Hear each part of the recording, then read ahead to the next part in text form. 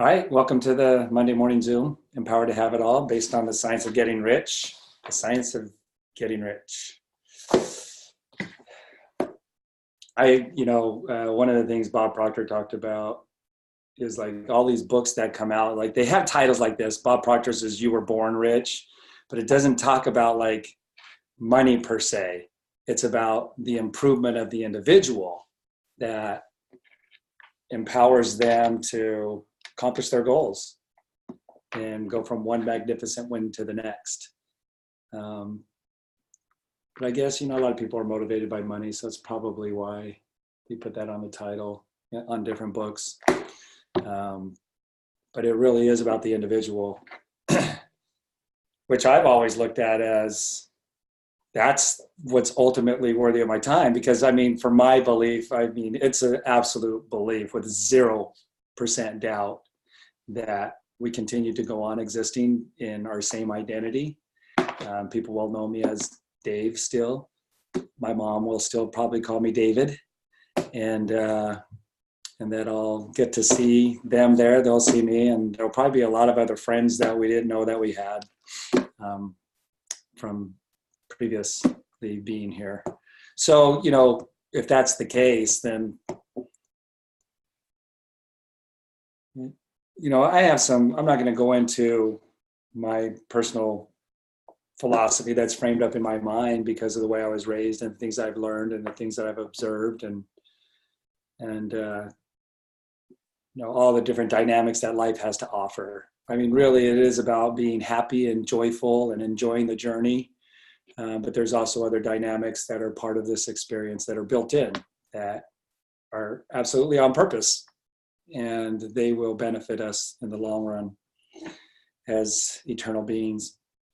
So if that's the case, I think it's about figuring out or maybe discovering for yourself and how can I take the greatest advantage for me personally while I'm here? We're going to be able to say that throughout our entire existence. I think there's always going to be an opportunity to grow and understand and develop ourselves. And so when would now be the best time to get started? And so I just think, from some of the things I've learned, that there's such a huge advantage to taking the opportunities that are before us now to the greatest extent that we can. So with that being said, I'm going to share my screen here. And we're going to jump right into the book. We just got back from New Year's kickoff. I know a lot of you were there, and it was awesome. To me, I don't want to use the phrase, it was the best one ever. It's just, they're awesome. We're working on progressing and we're engaged and doing what we love to do and learning how to do it better and getting those reconfirming evidences, those social proofs. For somebody that was there for their first time, or maybe, the first or second time or third time, it might be the best one ever for them. But for me, it's more of the same. I've been doing this for 14 years with this company. And, we're evolving and expanding. But my vision isn't any clearer than before I went. My vision was already 2020.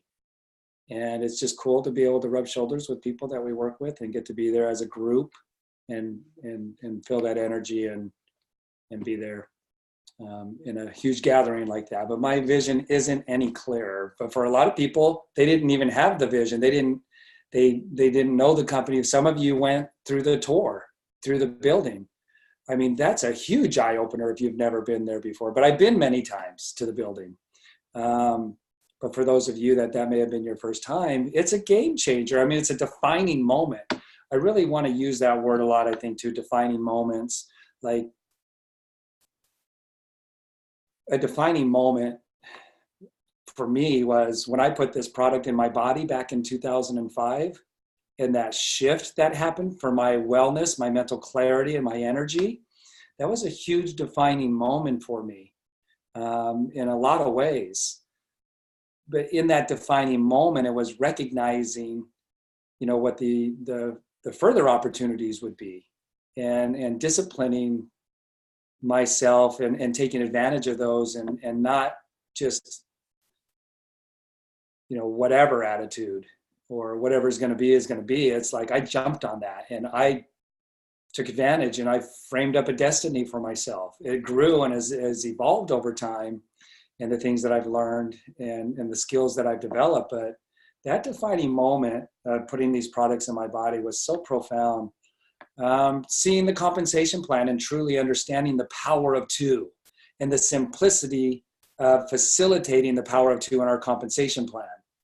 With a product now that I was in love with, I was already spending more money than what these products, which had changed my life and addressed everything in a way that I could never have dreamed they would have. I was already paying more than that monetarily just to get through the day. The Rockstar energy drinks that I was drinking, easily I was paying more than what I pay to have, these products going in my body every day. And that was a huge platform that I built on, was that I was spending more on Rockstars and it was killing me. It was sucking the life out of me and destroying my body. So a profound, a defining moment was understanding that compensation plan. A huge defining moment, so much so that I pulled over on the side of the freeway, couldn't even wait to get off at the next exit, when all of a sudden it dawned on me the power of two, because I've been studying it. I got the calculator out. I gleaned as much as I could. And then I was just thinking about it all. And all of a sudden, while I was driving down the I-15 on the way to Salt Lake City, bam, it hit me. And I pulled over on the side of the freeway and I called Lenny and I said, Lenny, get George on the freeway. I've just got to run this by him. And trucks were zooming by me. They could hear him. They're like, what was that? I'm like, oh, a diesel just passed me, because the shoulder wasn't very big on the freeway. But that was a defining moment. And that defining moment, taking advantage of it and jumping on it, not waiting for somebody else. I didn't need to pray about it. My prayers were already being answered with what was going on inside of me. I didn't need another confirmation from God that this was the right thing. And 6 weeks later, is it still the right thing? I could see it, and I wasn't going to use any excuses, wasn't going to delay, wasn't going to avoid anything. Just jumped on it and saw how it could improve my life and other people's lives. It was just going to move me forward. And they say that's the thing about successful people. When they see something that's going to move them towards their goal, they jump on it right away. They don't think about it. And then they don't change their mind. They do not change their mind. So, some defining moments. For some people, that event was absolutely a defining moment. For me, my vision is already clear. Right? I already know where I'm going, where I'm headed. But it was awesome to be there. Absolutely. So I want you to, just really think about those defining moments. Reading this book right here was a huge defining moment for me. And we're going to get into the chapter today that actually really started to shift me in becoming that defining moment, when it started talking about thoughts. I'd heard, at that point, I had read quotes about thoughts and a lot of the things that you guys have heard before, but I just wasn't ready to receive it. And for some reason I was, when I read this book, and it changed my life forever. Like Bob Proctor says, ever since he was introduced to this and he had that defining moment, there has not gone a day has not gone by where I haven't thought about it, utilized it, wanted to understand it more, wanted to implement it at a greater degree. There's not one day that's not gone by in 14 years. It's that important. And so that's what I'm hoping to have here, is these defining moments for you guys. And I know that some of you are already having them, and they're going deeper and deeper. So let me share the screen. I want to show this right here. I'm going to jump into reading this in just a second here. I just want to say there's a practical application to what he's talking about. And Willie had mentioned, he said the word kooky last time. It was hokey, and I saw that in the comments. I always read the comments afterwards. And it's the word that T. Harvecker said was, it sounded really hokey to me. But he was at his wit's end. He had tried everything he knew to do, and he thought, you know what? I've tried a lot of other stuff that was probably hokey. He didn't say that, but I'm just reading into it. And I did a lot of other stuff, and it didn't pan out. And so when I was handed this, I'm going to play it 100%. I'm going to give everything I got into this and see what happens. And it felt right to me. I mean, I don't know that there was skepticism. There was more of a hope while I was doing it, but it felt right to me too. So there was a level of certainty. Again, it was just the right time for me to be handed this book. And that's why this will continue to go on and on and on until I don't know what the finish line is for this Zoom, because there were other things in my life that had prepared me for that, to read that book at that time. And I want to try to fill in those gaps as well, because even though this may be an aha moment for you as we go through this, there's going to be some of these other dynamics that I could bring to light, that were made this so impactful. So one of these other ahas that you might have that we talk about and we mastermind or somebody shares on here might be that defining moment, like this helped to create that defining moment that could happen at any time. So I just wanted to put the practical application is just being aware of your thoughts. And I use the stopwatch challenge because he talks about thoughts here. And I wrote this down last time. Thomas Troward said, your highest achievement is disciplining your thoughts and feelings, to think the thoughts you want to think and to feel the feelings you want to feel, in spite of what's going on around you. And that's our highest achievement. And I would absolutely 100% agree with that. So this template here is all about becoming aware of what we're thinking on a very high level. So even though we may not know about all these principles and have all of these other ahas that get you to know and have that certainty that your goal is done, all you got to do is nail this part, disciplining your thoughts and feelings. Even if you don't know those principles, you follow this template outline and you will have to be able to discipline your thoughts and feelings if you have the discipline behind doing what is outlined in the template here. And I recorded a Zoom. Some of these Zooms that I do, I didn't plan on like that being a part of this program, although it fits perfectly. I mean, it's a perfect fit, hand in glove, for what we're doing here, specifically taking the mental side and applying it to our isogenics business. It has everything to do with it. So I made that a week 8 attachment, an attachment to week 8, a complete overview of this template. So as we frame this up, there are dynamics in here that have to be in place to utilize this, disciplining your thoughts and feelings. You could discipline them and still not accomplish, your freedom lifestyle and making the impact that you want to make with the products. It has to be framed up right. And the law of compensation, law of non-resistance, law of vibration, all of that. And it is here. So what, like it says right here, journaling every night. If you haven't watched that Zoom, I'm going to recommend you watch it because I won't go into the detail like I did in that Zoom. It's an hour and 50 minutes. You will miss out on important information when it comes to this document if you don't watch that Zoom. But really catching ourselves, and not only the physical, most personal development programs, most businesses are going to focus primarily on the physical actions. You're seeing a little bit of shift, but it's still so minute out there. It's kind of like telomeres. It seems like it's out there, but still I would say less than 1% of the population knows about telomeres, like I go over it in the presentation. So I'd say the same thing with people that are getting into physical action. It's probably still less than 1% that know it on this level, where it takes mental actions as well, and making that a priority so that you're not betraying mentally. All right, so I just wanted to throw that out there before we get into this chapter, because this practical application of what he's saying here is right here. It'd really be pretty difficult to take what he's saying in this chapter and then frame up something like this. This has been 14 years in the making. 14 years in the making right here, to where you wouldn't even have to know anything about Wallace Wattles or the Science of Getting Rich, and you could go through and do this. And if you disciplined yourself to this outline and the way I frame it up in that Zoom, you would nail it. You'd go from one magnificent win to the next. Even then, you'd have to know to set the next goal. Otherwise, you would start going backwards. So, okay. All right, so with that, the stopwatch challenge, I just wanted to say too, the stopwatch challenge, some of you know what that is. It's getting in control of your thoughts and feelings. And what I would do is I got a stopwatch and I would count how long I could focus just on the thoughts of breathing. Anything to do with breathing in and out, I'd breathe through my nose, and I would just repeat in my mind the actions I was taking. I'd say, right now I'm breathing through my nose. Air is going past my nose. As long as I thought about breathing, I was keeping my mind singular on one thought.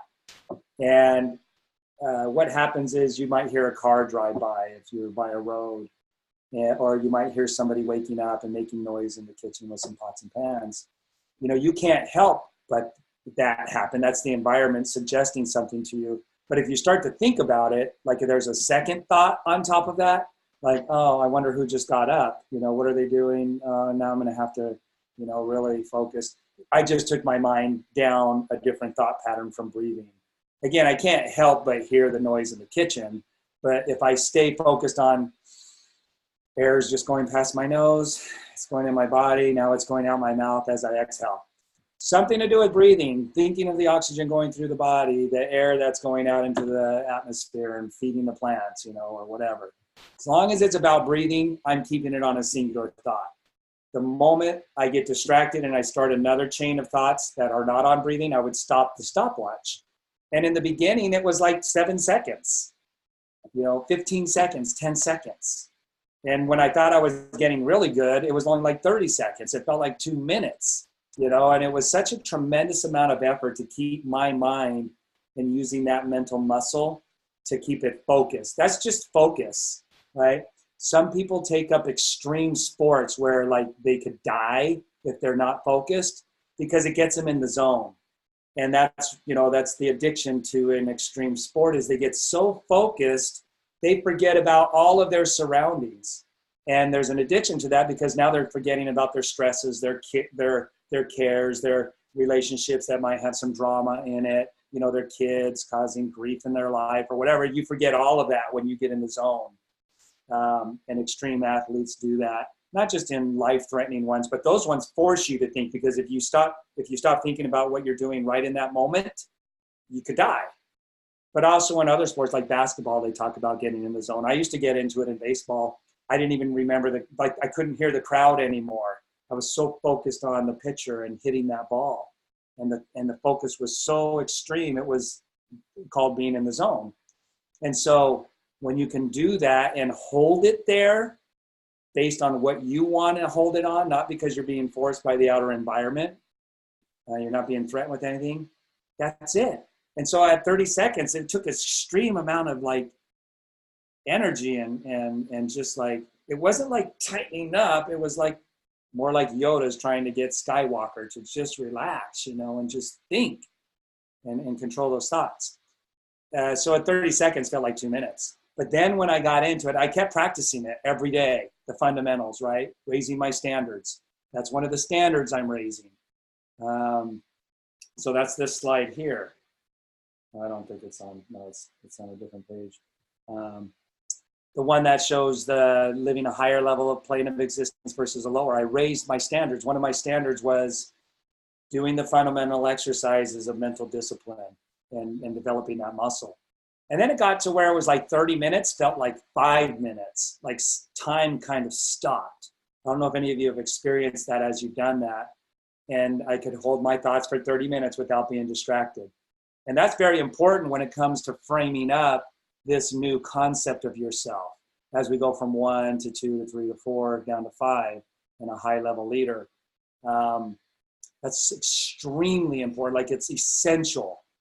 And then being able to carry that thought and feeling with me as much as I could through the day. Like find the times when I'm not doing it and get back to doing it. So critical in the beginning, first 30, 60, 90 days.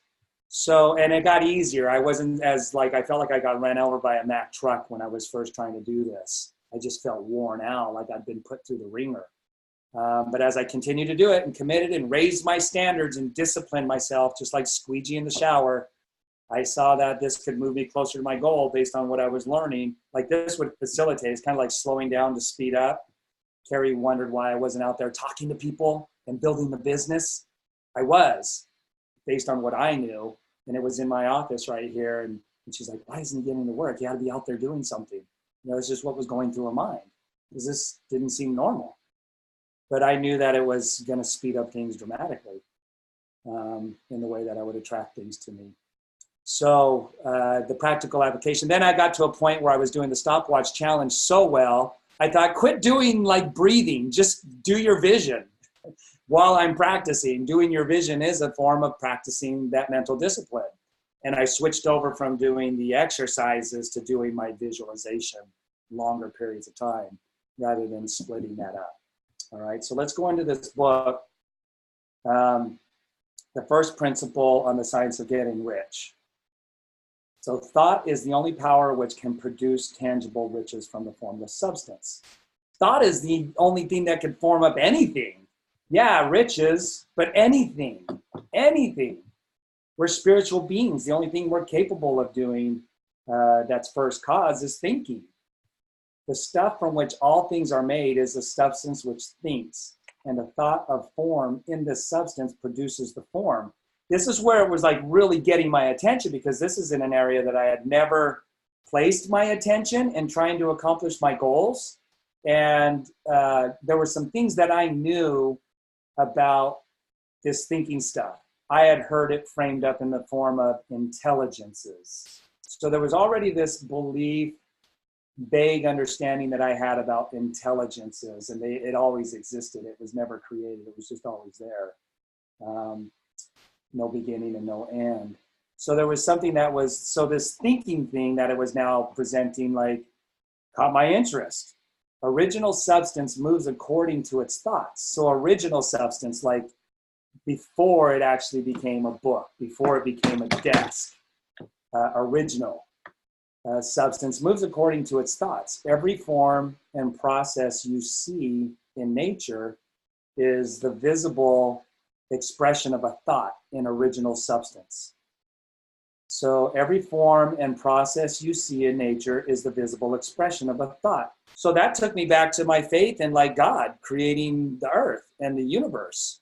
Like I never thought that he went out and got a shovel and started moving dirt around. But I never had really,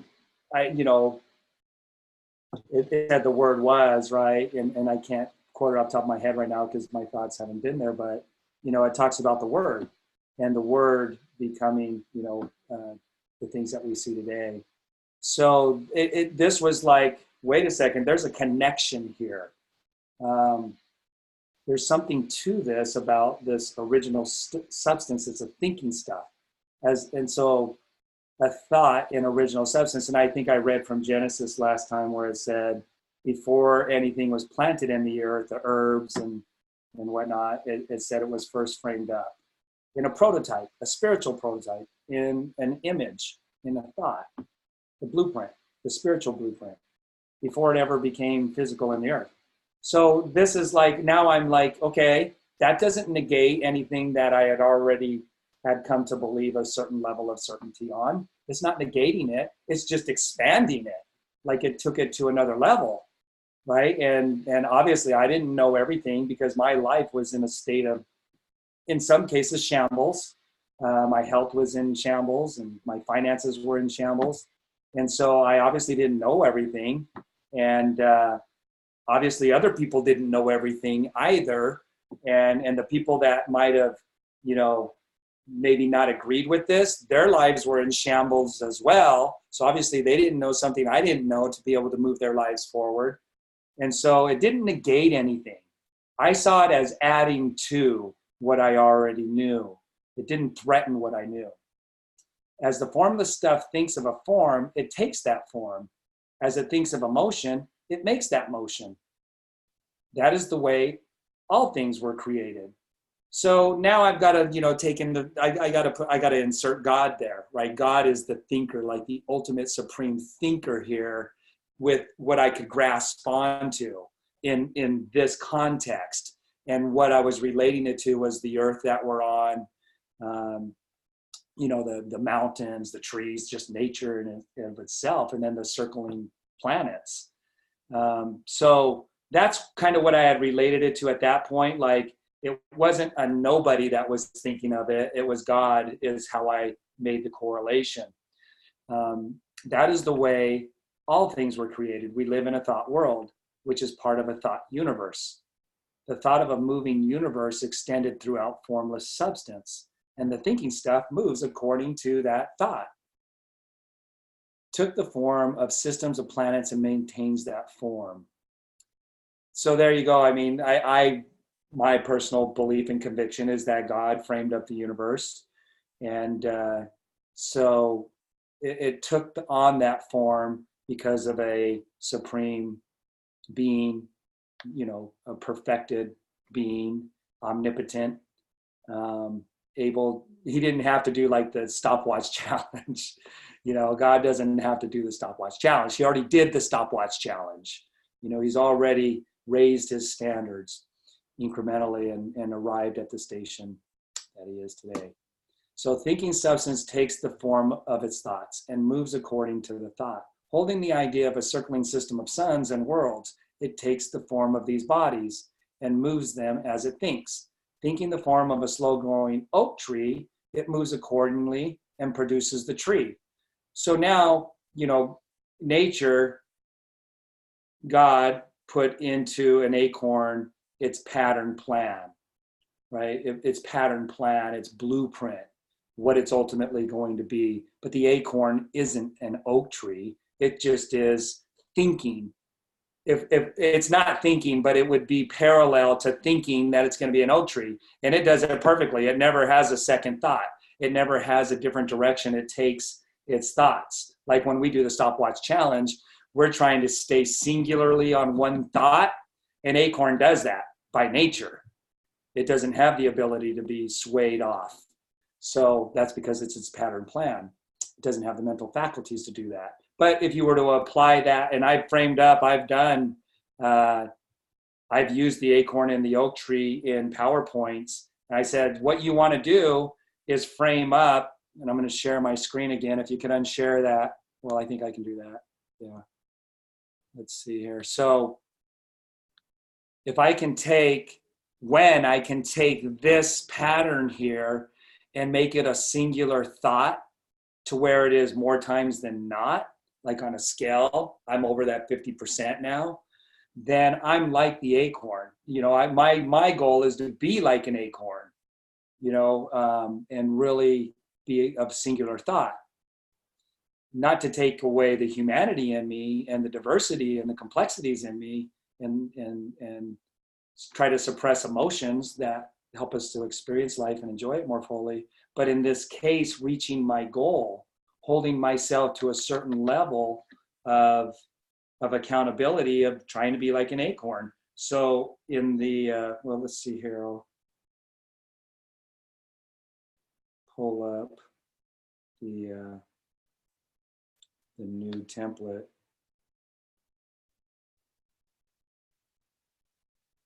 You know, again, framing up these different things right here in a way that they have to be framed up, holding it like an acorn.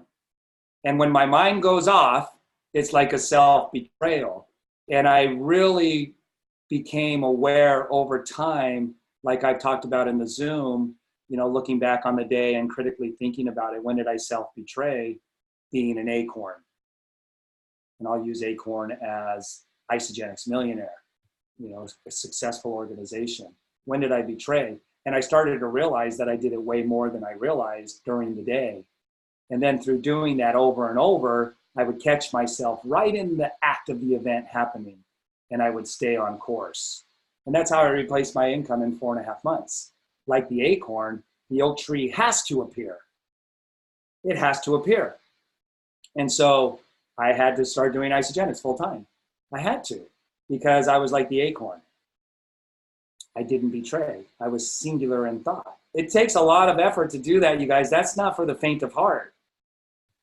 It'll be the greatest undertaking you do, but it's doable if you decide, if you have that defining moment that says, hey, I'm going to do whatever it takes.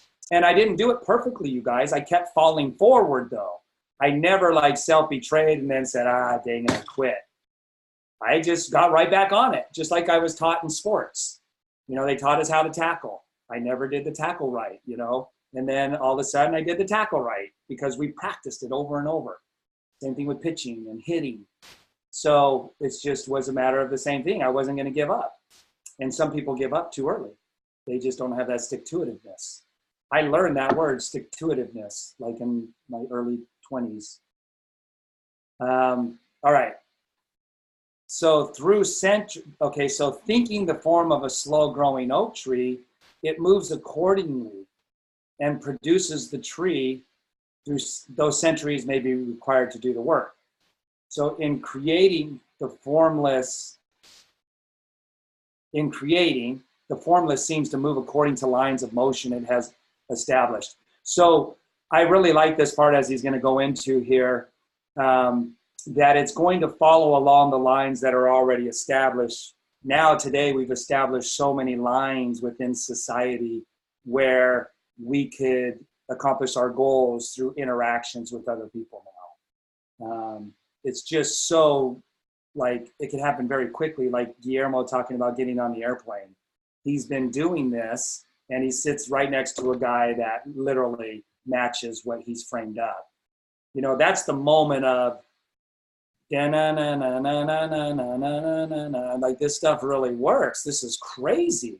And it's almost, you got to really pay attention and receive that and actually admit to yourself consciously, like, this just happened. Maybe write it out so that you don't just dismiss it and create avoidance, because your mind, you know, the normalcy bias. Make sure that you recognize these little miracles that are happening and the harmony between what's happening and what you're doing. So in creating the formula seems to move according to the lines of motion it has established. The thought of an oak tree does not cause the instant formation of a full-grown tree, but it does start in motion the forces which will produce the tree along established lines of growth. That's called the law of gestation.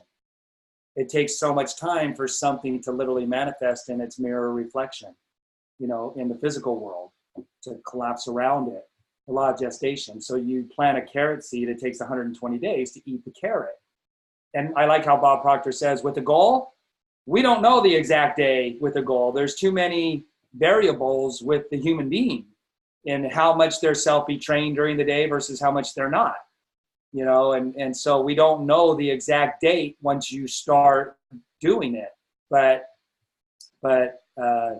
he says maybe someday we will come to know, like, to go from a 25,000 a year income to start the, you know, the process of making 100,000 a year. Maybe there will be at some point in the future when we do it, because the information's out there and we learn it like the ABCs now. You know, this is how long it takes now to manifest something in the physical world. God knows. But with our finite minds right now and how much we're aware of this, we don't.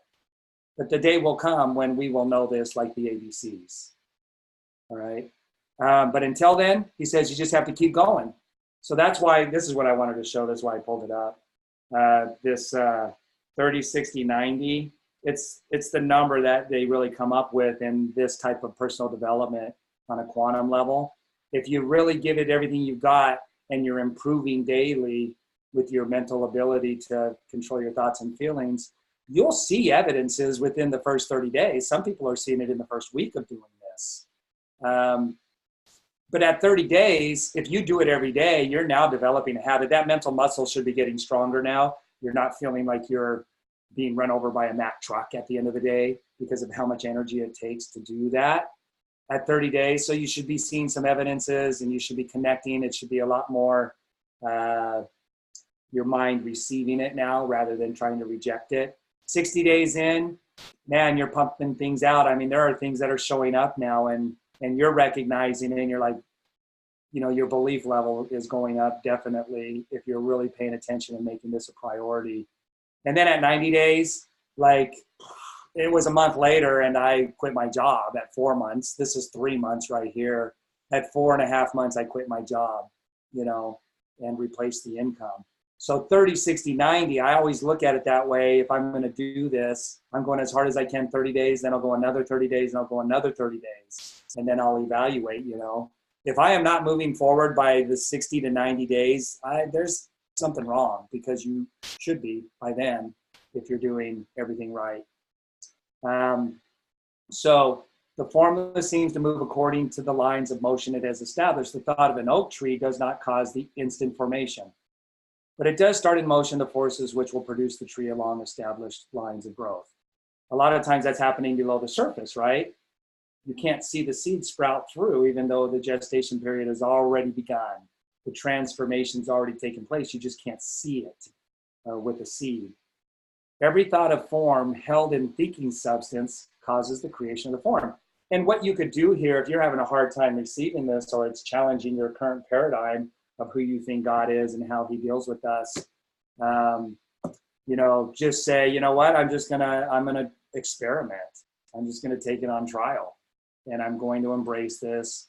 I'm going to just go ahead and let the walls down, and I'm gonna do this. I'm gonna put the actions forward, and I'm really gonna give it my best effort. And maybe you'll come to see God more through doing that. Maybe that's the opportunity, right? Every thought of form held in thinking substance causes the creation of the form, but always, or at least generally, along lines of growth and action already established. So there's going to be people that will start to come into your life. Now, as you take your standards up, you don't want to try and pull the people along that you're already working with in your organization. Support, love, care, nurture, invite.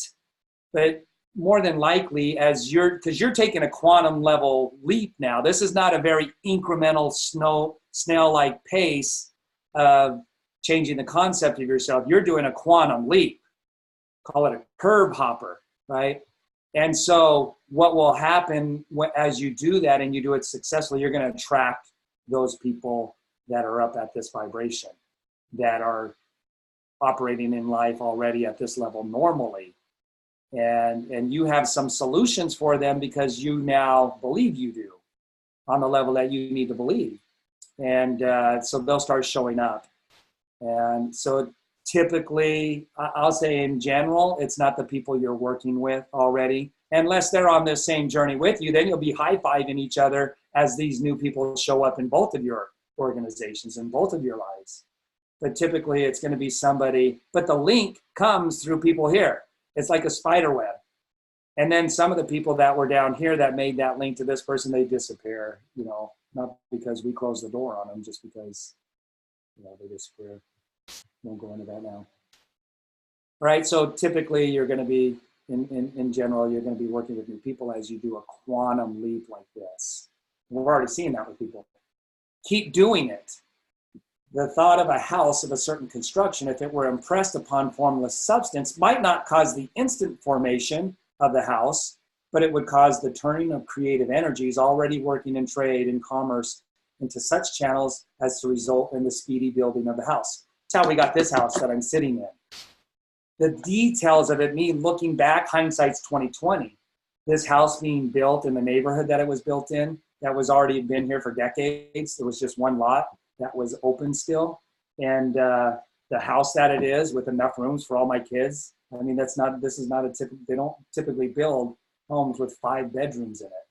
And to have my office and just the way it's all set up and where it is. This house didn't come out of the formless substance, but it moved people, the contractor, to decide and be inspired to build this house right here in a certain way. And everything was made possible. There isn't anything that could have stopped it. And if there were no existing channels through which the creative energy could work, then the house would be formed directly from primal substance without waiting for the slow process of the organic and inorganic world. So now we're talking about on the level that God did with the earth. He didn't get a shovel and start moving shovels of dirt around out here in the ether, amongst the stars. It started to appear right out of the ether.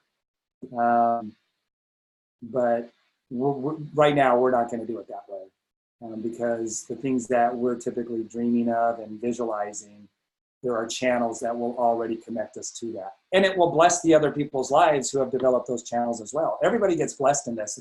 It's not competition. It's creation. And it's a collaborative effort. It's not competition. And we'll never run out of enough of anything. Every time we desire something and we hold that thought. So, and a thought, and we're not talking about just having a thought for 2 days or having the thought once a day. Would be, I wouldn't say that would be too easy, but that would be too easy. It just doesn't work that way. And for other reasons that would keep us safe as well. If you watch the movie The Secret, the guy's in his living room and they said, it's not just going to happen because you have the thought, even with intense feeling, you know, and then an elephant. He said, if it did, it wouldn't be good. All of a sudden, an elephant showed up in his living room, you know, because he was thinking about an elephant. It isn't going to happen that way. The law of gestation is there on purpose. It's not there just to protect you, but it's also there to your evaluation and how bad do you really want something. Sometimes we want things that we shouldn't want. And if it had come as fast as we had hoped it would, that would be disastrous. No thought of form can be impressed upon original substance without causing the creation of a form. But you got to take into account the gestation period. It takes time. Man is a thinking center and can originate thought. We're a thinking center. We have the mental faculties. So on this book, on the back side of it is the picture of Bob Proctor. This is how I got introduced to Bob Proctor. He was on the back of the book. He put it back into print. And so as I read the book, I'm like, I need more. I want more. I read the book in one night, but then I've spent the last 14 years on it. But I wanted more, and I saw Bob Proctor on the back, and that introduced me to the world of Bob Proctor, which back then there wasn't YouTube like there is now. And I asked some questions, and I got a CD set about, well, first one was a VHS. I stuck the VHS into the TV. And then there was a CD program, How to Have It Now or something like that. And I listened to those 7 CDs over and over and over. And, you know, the things that he talked about here. And then he talked about in that 7 CD series, how thought is the most powerful, most potent form known to man, that it travels faster than the speed of light. And now in today's quantum world, thought doesn't even travel. It's instantly everywhere. That's kind of hard to comprehend. I can comprehend it moving faster than the speed of light. You know, they can take a thought from, you know, in the body and how it transfers from when you touch something, and they can see when the brain actually got it. That's how they knew it traveled faster than the speed of light. But now in the quantum world and all of that science, thoughts are omnipresent. But that's kind of hard to understand, but Bob broke it down. He said an email is omnipresent. Your email is omnipresent. If Melissa was to send me an email right now, I could open it, but somebody could open it in China right at the exact same time, or in Australia, or in Brazil. They could all, that email is instantly everywhere. And that's technology that we have through a wire system of using that vibrational system, you know, and channeling it. Thought is much more powerful. So all the forms that man fashions with his hands must first exist in his thought. He cannot shape a thing until he has thought that thing. This is where it really started grabbing me, man. It was like pulling me in and was like, I need to know how to do that. I need to know how to do that. He said, so far, man has confined his efforts wholly to the work of his hands. He has applied manual labor to the world of forms. Man, I was a blue-collar worker my whole life. I know all about that. And I know about the images that we have in our mind and how we can transfer that through shaping things with our hands. Completely familiar with that. A shovel, I mean, you could really create some, you know, you could really beautify an area with a shovel and a rake, right? So I was familiar with that, and it was an image that was in my mind that caused me to shape up things with a shovel and a rake. So, but here's where he says, he has never thought of trying to cause the creation of new forms by impressing his thoughts upon formless substance. That hooked me right there. Boom. Like, that expanded. I've always believed I was a child of God, and that someday in the eternities I would be able to wield, you know, the same power he does, because a child can grow up to be like the parent. And so that wasn't an issue for me. But I always thought it would have to happen at some other time, you know, in the evolving of the eternities, that I would be able to wield that innate ability within me, you know, and so because of where my life was, that's how I had to justify it somehow, that because that belief was not going to go away, that I was a child of God and that I was capable to grow up like my parent. And there was no way, it was too ingrained in me, and it just, you know, it was indelibly impressed upon me by the Holy Spirit. And so this was expanding that, impressing my thoughts. I've never thought about that before. Like my faith was like, faith to me was behave a certain way to prove that I'm a believer. But that wasn't bringing blessings into my lives. It was just like proving my faith. And that's why I justified, well, I'll learn how to wield that power somewhere and throughout eternity. And so this was like, wait a second. Again, just a flood of thoughts were going through that didn't threaten anything. It just expanded and made sense. And I continued on. When man has a thought form, he takes material from the forms of nature and makes an image of the form which is in his mind. He has so far made little or no effort to cooperate with formless intelligence.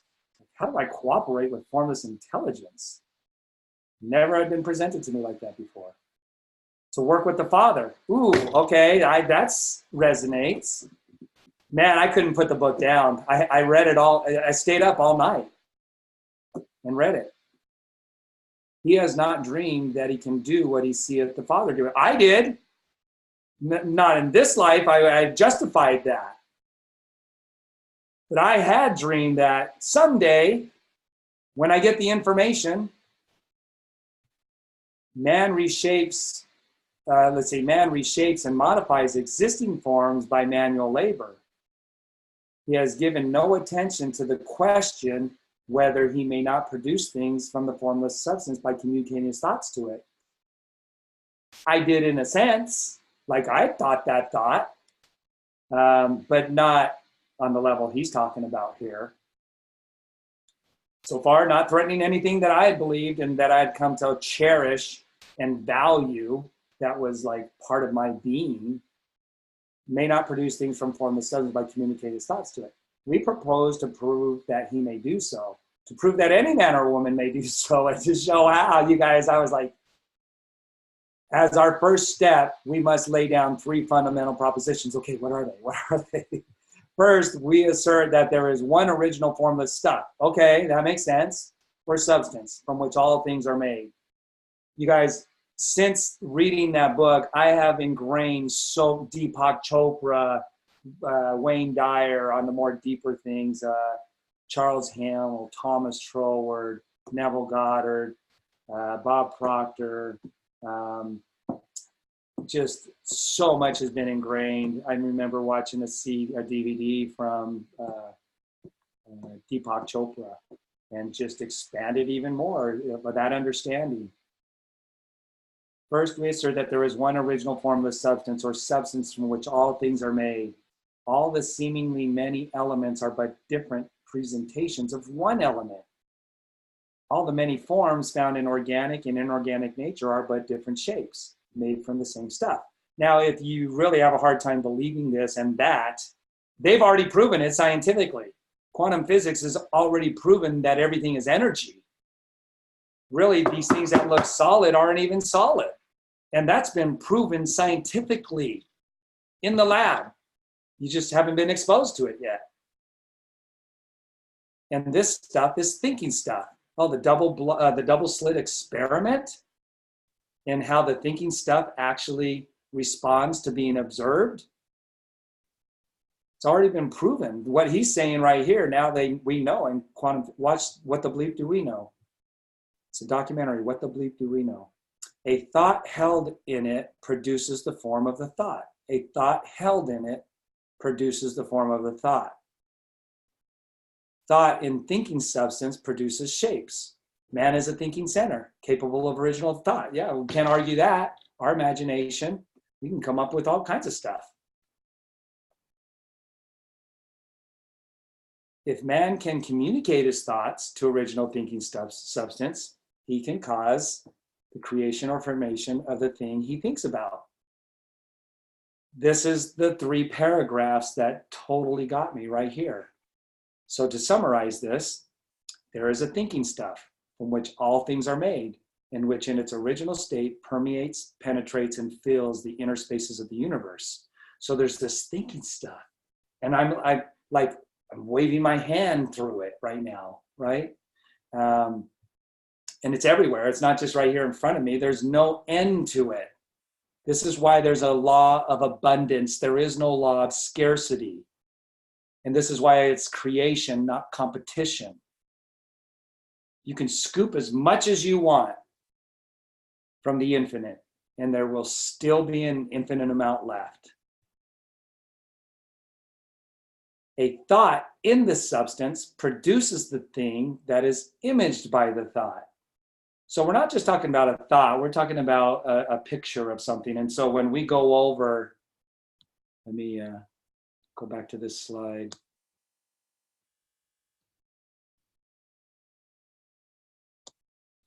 When we go, we're creating thought and images right here.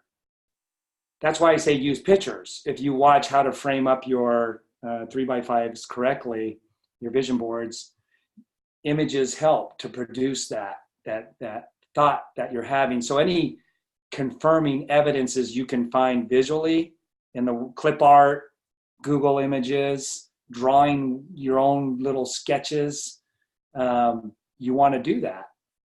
You're using your creative ability and you're putting it into a concrete form. And when you frame that up around these 5 different areas, it helps to trigger things within you, that image, because the image is so important. And then the feelings that go with those. So, yeah, I think it's Charles Hannell or maybe Thomas Troward. He says the artist is really the closest to literally manifestation, taking what's in their mind, a complete, image that's never been made by anybody, and then putting it on a canvas. They relate the closest to what he's talking about right here. A thought in this substance produces the thing that is imaged by the thought. Man can form things in his thought, and by impressing his thought upon formless substance can cause the thing he thinks about to be created. So, yeah, of course I didn't put the book down. I wanted to learn how to, I can say it now in hindsight, discipline my mind to be able to do that. Make my number one objective and my highest achievement to control my thoughts and images and my feelings. And he goes on to say, it may be asked if I can prove these statements, and without going into details, I answer that I can do so, both by logic and experience. He says it's scientifically sound until somebody does it and they don't get the result. They do it exactly like they're supposed to in the laboratory, but they're not getting the result. Well, it's still working. Guillermo did it. I think Jana, I think you're the one that had the story of somebody who called you. I did it, and so it's still scientifically sound. Reasoning back from the phenomena of form and thought, I come to one original thinking substance. And reasoning forward from this thinking substance, I come to man's power to cause the formation of the thing he thinks about. And by experiment, I find the reasoning true. And this is my strongest proof. If one man who reads this book gets rich by doing what it tells him to do, I'm one man. Bob Proctor, he did it.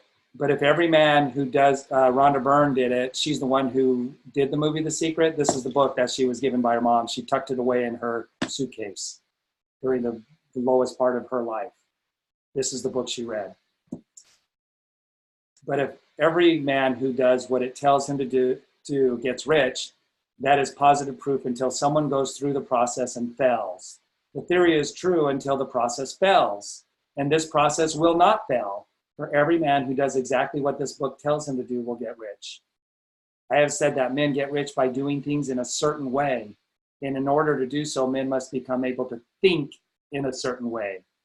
As a man, the scriptures will totally open up to you. If you read the Bible, you're going to see that the vast majority of what's being taught in there is aiming the individual towards this kind of self-actualization.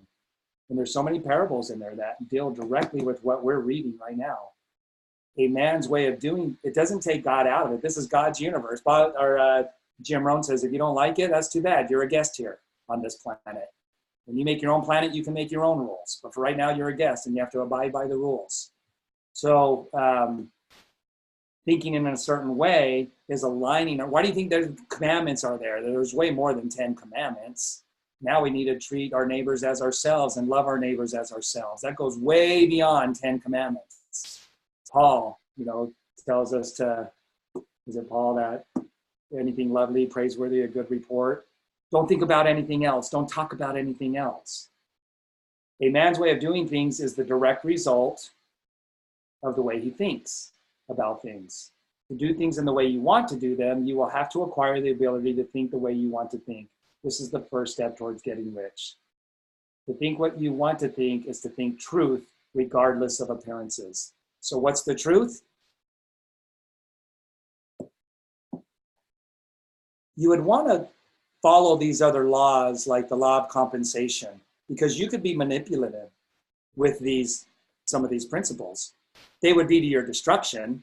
You would be building on a sandy foundation rather than a solid foundation if you were to use some of these principles to get rich through manipulation, through dishonesty. You could do it, but it would backfire on you because those other laws have consequences for breaking them. And so anybody that's dishonest, corrupt, usually is exposed. They usually fall on their own swords by law, not because God says, oh, you're a bad person, and then waves a wand. It's because of cause and effect. And when you break any law, whether it's the law of health or the law of dishonesty, it's going to come back and bite you. They call that karma. But what it is you're breaking these other laws. So it happens with health, though. It's not that you're having bad karma. Eating the wrong foods is breaking the principle of health, which is just the same thing as, what he's talking about here. He's only hitting on the effects of thinking right. He hasn't even explained the principles yet and what you've got to define and understand in order to implement this. And it's not all in this book. So, but we're going to cover that as we go through. So I'm going to stop there and unmute. I love the shares. The masterminding is really powerful, you guys. So thanks for your shares. I'm going to unmute and then I'll unmute everybody and then I'll make it so I'll mute everybody back out like I normally do. And then you can unmute yourself if you want to share something. She gonna walk in that living room and ask me, Irma, who Malaysia sleep with? Okay. Pretty funny, huh? Okay. All right, if anybody wants to share anything, open mic Monday.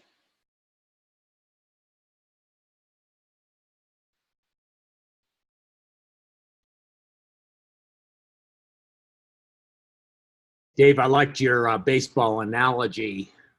If you're at the plate and you're listening to catcalls, you're betraying yourself as a batter. And my mom had the loudest voice. She was always so supportive. And, when I wasn't in the zone, I would hear, come on, David, you can do it. And her voice was louder than everybody's. But when I was in the zone, I didn't only not hear her voice, I didn't even think of the crowd. Like the bleachers and everything just kind of disappear. That's really getting in the zone. So sports helped me to, discipline myself. My dad would teach me to watch the ball leave the pitcher's hand. As I grew and had other coaches as I got older, they said, watch the threads on the ball. Which way is it spinning? It's going to tell you which way the ball's going to go. And so you really got to focus to see the threads on a ball. And so, that helped to develop that discipline of concentration. I would say it to my daughter as she was a really good softball pitcher. I'd say, all right, Mackenzie, you're striking the batter out. Concentrate, concentrate. I'd say some other words and she would repeat them back at a very young age. I can't remember what they were now, but it's just funny the way we framed it up. But yeah, concentration would be the same thing, along the same lines, that discipline of focus. So during the day, I'm at bat, right? All day long. I'm at my house and I know what I'm supposed to be doing. We have an event tomorrow. And I have a list of things that I need to accomplish today, right? And so if I get distracted and go upstairs and pull the laundry out of the washer, put it in the dryer, I'm distracting myself. I'm betraying myself. If I stay focused over an extended period of time, remain in my daily method of operation, I will have the results that I want for the day. If I get distracted, Mount Rose had a couple of inches of snow last night, so it's calling at me. I can be distracted, or I can choose to pursue what I must pursue in order to reach 4-star. That has to be highly intentional. Yep, that's right. I mean, and the more days you do that, the more days that add up behind you. This is what I love, you guys. The days are going to go by no matter what. Whether you do this or you don't do it, the days are going to go by. 6 months is going to come and go. The more days I have behind me of committing to excellence with this, the more I'm been attracting things over time. And so because there's a constant connection on that level, 20, 30 days, it's like more and more things start to move towards you. And the bigger and bigger evidences start to show up. So the more days, this is how I look at it, the more days that I've committed to excellence, I'm that much closer to the thing that I desire. So again, the days are going to go by. What would serve me the most as these days go by? Because they're going to go by no matter what. And if I commit to this level, that will have served me, and I will be glad I did. I will be glad I did. And there are so many people, I don't even think that they really regret that they didn't. There's just a lack of fulfillment in people's lives 30, 60, 90 days later. There's a lack of that self, because this is all of that, me doing that is part of self-actualization. It's the things we do on a daily basis, the fundamentals. And so I'm holding myself to a high standard of daily fundamentals. Michael Jordan said to Tony Robbins that I do that in a way that no other human would even be capable of doing that when it comes to me practicing the fundamentals of being a basketball player. So again, I don't think that people really regret that they didn't do it. They just aren't feeling the sense of fulfillment that I feel, the purpose-driven life, the feeling like I'm living my destiny, that I'm in alignment, that I'm in harmony with my greatest, my greatest capacity, my greatest level of being. And that's an incredible feeling. And in the meantime, the people that aren't doing it, they don't have regret for not doing it. There's a sense of avoidance. The other day, and this must land on somebody because this word avoidance came to me yesterday. And I'm like, that's a perfect word for not feeling regret, because they're not going to feel regret. They're avoiding the regret. And they're also avoiding, the fulfillment as well. And so they just continue on at that level that they're experiencing life. And justifying. I can't live my life on that level. It's like I posted on Facebook, I tried. I can't do it. I'm not going to settle for mediocrity. I'm not going to settle for not pushing myself a little further. Doesn't mean that I do it perfectly, but I do that consistently. I do it consistently. And when you frame all of that up in a way that's going to take an image in all of the different dynamics, like I showed you in the template, it's got to amount to something. And boy, has it. Dave, this is Mary Jo. I just wanted to add one thing that just came into my head, and it's so true. That's why the perfect pairing of the Forever Pack and what we're doing here is just a perfect pairing, because if we consistently, we don't even think about it, if we consistently take those two products and somebody new, I just say, it's a foundational product system. You start taking it and forget about it. Just do it. And then finally you will start feeling and seeing the things that are just so perfect about it. And I found that in my own reaction when I started in January doing it consistently with taking the isogenesis and pain that I'd had or discomfort that I'd had in my knees for so long, and that just went away in July.